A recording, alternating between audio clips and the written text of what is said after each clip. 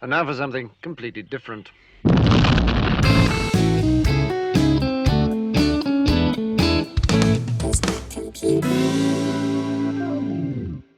Hello and welcome.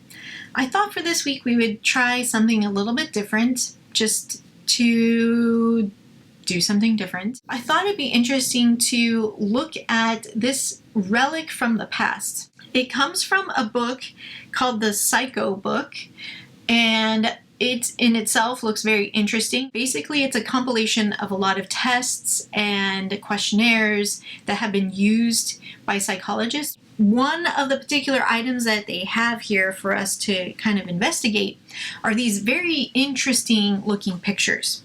And apparently when you look at these pictures, you answer a question. Most likely it's something along the lines of, do you identify with, or which person, blob of a person really, do you identify with? And then from there, the psychologist can kind of figure out what's happening in maybe your unconscious mind.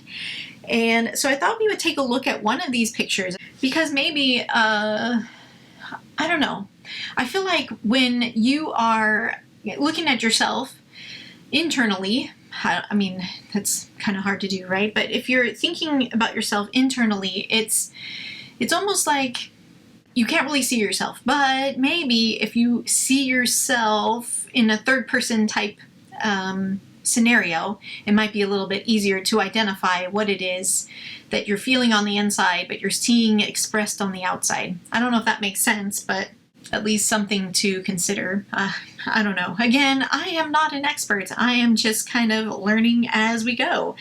And I'm hoping that you're learning as we go too. So I do not profess to be any kind of anything. I'm not anything in the field of psychology. I'm just somebody who really needs to take a moment to think about these things. And I'm hoping you're kind of following me along for the ride. And you're not just a passenger, but we're co-piloting this ride together.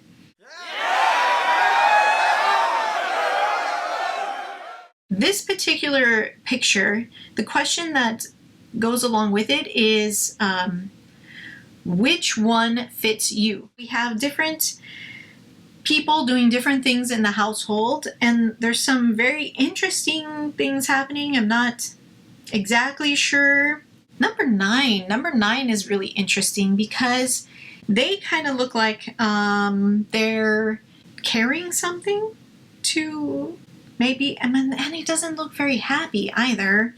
They kind of have a little bit of a frown to them, so I don't know, maybe it is somebody who feels like they are having to serve others and they're not happy. In number 14, I'm kind of interested to see what else is in the room. I wonder if that makes a difference. I mean, they are by themselves, they are reading, but they look pretty happy. They have a smile. Maybe they want to be happy or want to be alone, or they want to do the things they want to do. Maybe. What's number 20 doing? He or she is watching the shenanigans of number 19 and looks happy about it. But I don't know.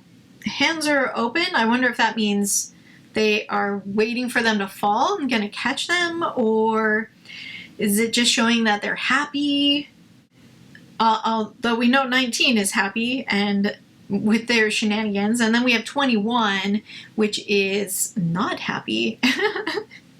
I wonder if 22 is doing that because of the shenanigans of 19. I don't know. I feel like they kind of are interrelated. I mean, if they're in a room with multiple people, it's got to mean that they feel like a dynamic between others versus if they're by themselves. 34, what's it?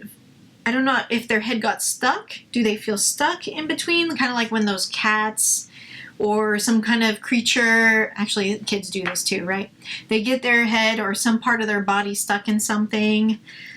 So now we're going to take a look at what is going on. No, that's not what we're going to do. We just did that.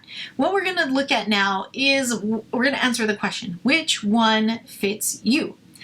And so it's kind of overwhelming, I would say. There's so many different options. There ends up being 34 different options. That's quite a few. So I'm going to help narrow it down for myself. I would say I definitely feel like I need to be in a room with other people. I don't want to be in a room by myself. That does not fit me. I can't really be in a room by myself for very long. The other thing I would say is I'm not feeling in a negative place right now. So I would eliminate the ones that I at least I am interpreting to be more negative, in a negative emotional state. So I'm going to take a little bit of time with those two parameters, and I'll be right back with the number that I say fits me the most at this moment. The one I would say fits me the most would be number 3. So I like how number 3 has somebody that they are standing on their shoulders. I can see that is a couple of, as both positive and negative. Number 1, positive would be that they're okay with using the help of others, but maybe also you could say that maybe number 3 is also requiring the help of others. They can't do it by themselves. They need to have number 6 in order to help them kind of get to the next level, maybe. But I also like that he or she wants to get to the next level. So they want to see the roof and see what's going on. It kind of has a smile on the face, so you can kind of see that it's not terribly upset. It likes to see what's up there and what's going on. But again, number 3 is standing on the shoulders of somebody else, which I think that very metaphorically does mean something. So let's take a look at what they say that this means. This is actually really interesting because I chose the one that said lost. And I find that it is kind of accurate. I mean, that's one of the reasons why I made this channel, was I was feeling a little bit lost and I wasn't really understanding myself. So it's kind of creepy that it was able to kind of pick that up. I do feel like there are some positives with feeling lost. Because, like, in the picture, the person is venturing out to new places, but also is maybe not so sure of themselves. And I kind of feel like that. It's this whole exploration of feelings and emotions and everything. It just seems very daunting, and it feels like a new frontier. Wow, that's so interesting. That would mean lost. I'm kind of, I'm really surprised.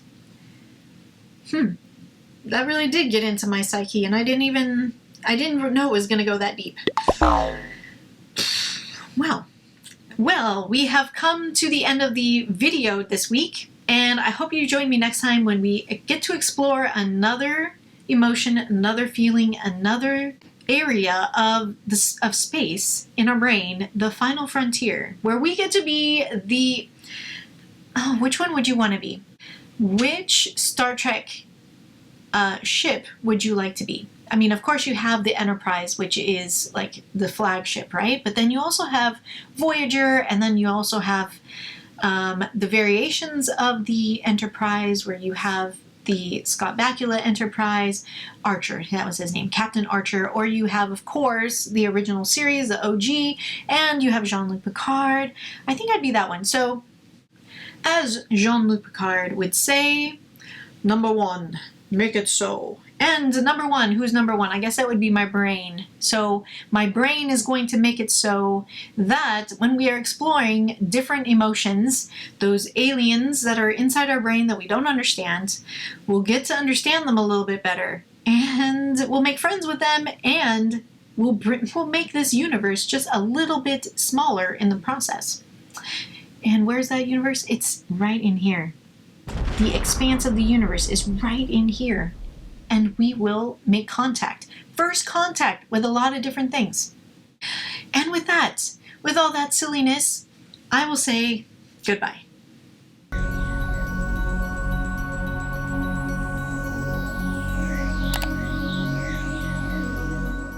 Why?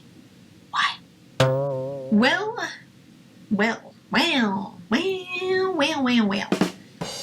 Those aliens that are living in our brain. We're sorry, the number you have dialed is not in service at this time.